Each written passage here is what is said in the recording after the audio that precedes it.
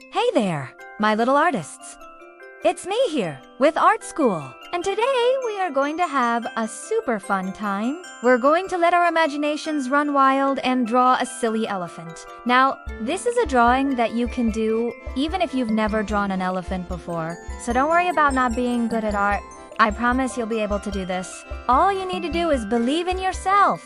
And while you work on your drawing, I am gone. Now I'll tell you a fun story about a little elephant named Ellie, who lived in a land far, far away. The sun shone brightly through the tall trees of Ellie's jungle home. Ellie loved to use her trunk to spray water into the air and catch it with her mouth. She thought she was a great water splasher, but one day she decided she wanted to be even better. "I want to be the best water splasher in the whole wide jungle," she said to her mom. Mama Elephant just smiled. "Oh, Ellie, you already are the best water splasher. You just need to believe in yourself." But Ellie wasn't so sure. She wanted to be the best at something else, too, like drawing. Ellie loved to watch the colorful birds fly around the jungle, and she wished she could draw them as well as they could fly. She got some leaves and sticks and pretended that the sticks were paintbrushes and the leaves were watercolor paper. She dipped a stick in a puddle and made a mark on a leaf.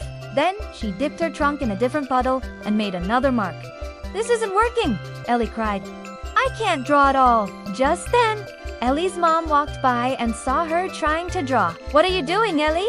she asked. "I'm trying to draw like the birds," Ellie replied. "But it's not working. I'm not good at art." Mama Elephant looked at what Ellie had drawn. "Oh, Ellie," she said, "you're already good at art. You just need to believe in yourself." Ellie sighed. She really wished she could draw as well as the birds. Maybe she should try drawing an elephant. Ellie closed her eyes and imagined what an elephant might look like. When she opened her eyes, she began to draw. She drew 2 big circles for the elephant's ears and a smaller circle for its nose. Then she drew 2 almond shapes for the eyes, connecting them with a curved line for the eyelids. Next, she drew a big oval shape for the body and connected it to the smaller circle for the nose with a slightly curved line. Finally, she added 2 rectangles for the legs and 2 ovals for the tusks. When Ellie finished, she looked at her drawing and smiled. "It looks just like me," she said. "I am good at art. I just needed to believe in myself." From that day on, Ellie continued to draw pictures of herself and everything she saw in the jungle. And whenever she saw a bird drawing a picture in the sand, she would remember what her mom had told her, that she was already good at art. She just needed to believe in herself. Now, how about you? Do you sometimes feel like you're not good at art? Remember Ellie's mom's words. You are already good at art. You just need to believe in yourself. Take your time and enjoy the process of making art. And most importantly, have fun. All right, my little artists, it's time for me to show you what I came up with. Before I do though, please remember to give this video a thumbs up. Leave a comment below with your favorite part of the story. And don't forget to subscribe so you never miss out on any of our fun art adventures. Now, for those of you who are still with me, I have a special treat. A few weeks ago, I asked you all on social media what kind of elephant you wanted me to draw. One of the top requested things was an elephant playing the piano. I didn't think I'd be able to pull it off, but I gave it a shot. This is the piece I came up with.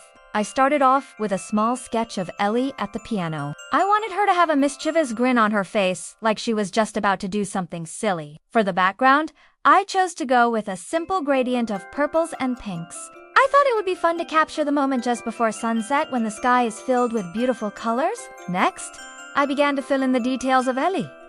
I made her ears floppy and triangular and her tusks long and curved. I gave her big almond-shaped eyes with thick eyelashes and added some shading to her face and neck. I wanted her to have a playful and curious expression on her face, as if she were always up to some sort of mischief. For the piano, I kept it fairly simple, adding black and white keys and a music staff with notes. I also gave it some basic shading to make it look like it was made out of wood. As for the legs, I made them sturdy and strong, giving them some nice curves and shading them darker than the rest of her body. Finally, I added some finishing touches, such as highlights on Ellie's skin and the piano, as well as some light pink spots on her ears and tail. Overall, I am really happy with how this piece turned out.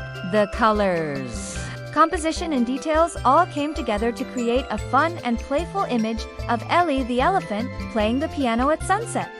Now I want to hear from you. What do you think of Ellie's piano playing skills?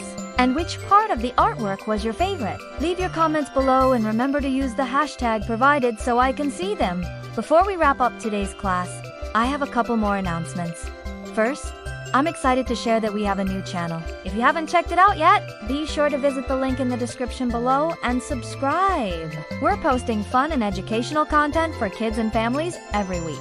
And finally, it's time to reveal our next Art Master Monday. That's right.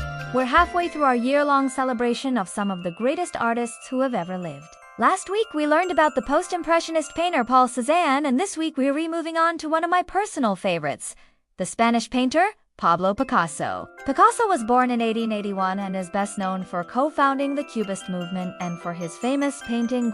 He experimented with various styles throughout his long career, creating thousands of artworks, including paintings, sculptures, drawings, and prints. Picasso's work often explored themes of love, war, peace, and politics. He was a prolific artist and is considered one of the most influential and innovative artists of the 20th century. Now, I want you to take a close look at one of Picasso's most famous paintings, Guernica. What do you notice? What feelings or emotions does this piece evoke in you? And why do you think it's so powerful? Leave your answers below. And if you'd like to learn more about Picasso and other great artists, be sure to check out the resources linked in the description. And that's it for our Art Master Monday Spotlight on Pablo Picasso. Next week, we dive into the art of another incredible artist. So be sure to tune in and keep learning. That's all the art we have time for today, my little artists. I hope you enjoyed learning about perspective with me, and I couldn't wait to see what you create during our next art adventure. Until then, keep creating, keep believing in yourself, and remember you are all real little artists.